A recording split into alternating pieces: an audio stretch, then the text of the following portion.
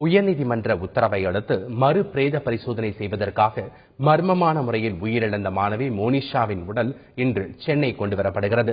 விழுப்புரம் மாவட்டம் கள்ளக்குறிச்சி அருகே உள்ள தனியார் இயற்கை மருத்துவக் கல்லூரியில் படித்து வந்த 3 மாணவிகள் கிணற்றில் குதித்து தற்கொலை செய்து கொண்டதாக கூறப்படுகிறது. மர்மமான முறையில் உயிரிழந்த அம்மாணவிகளின் உடல்கள் மீட்கப்பட்டு பிரேத பரிசோதனை நடத்தப்பட்டது. பின்னர் 2 மாணவிகளின் உடல்கள் பெற்றோரிடம் ஒப்படைக்கப்பட்டன. ஆனால் மோனிஷா என்ற மாணவியின் மரணத்தில் சந்தேகம் இருப்பதாக கூறி அவரது தந்தை தொடர்ந்த வழக்கை விசாரித்த சென்னை உயர்நீதிமன்றம் மோனிஷாவின் உடலை மறு பிரேத பரிசோதனை செய்ய உத்தரவிட்டது. இதைத் தொடர்ந்து விழுப்புரம் மருத்துவக் கல்லூரி மருத்துவமனையில் வைக்கப்பட்டுள்ள மாணவி மோனிஷாவின் உடல் இன்று காலை சென்னை கொண்டுவரப்படுகிறது.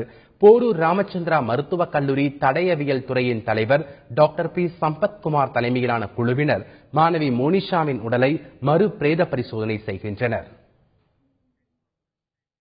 இதனிடையே விழுப்புரம் மருத்துவக் கல்லூரி மருத்துவமனையில் இருந்த மாணவ மாணவிகள் சிலர் நேற்று இரவு பேருந்து மூலம் சென்னை புறப்பட்டனர்.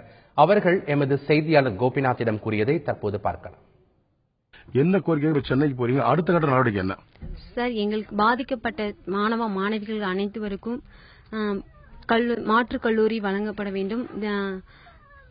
பாதிக்கப்பட்ட ஸ்டூடெண்ட்ஸ் அனைவருக்கும் நஷ்டஈடு வழங்க வேணும்.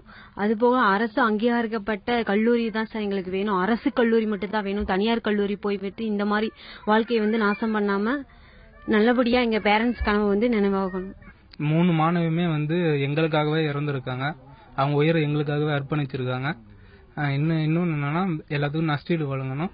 இது அரசுக்கும் பல்கலைக்கழக துணைவேந்தருக்கும் நாங்கள் ஒரு கோரிக்கையை வைக்கிறோம்.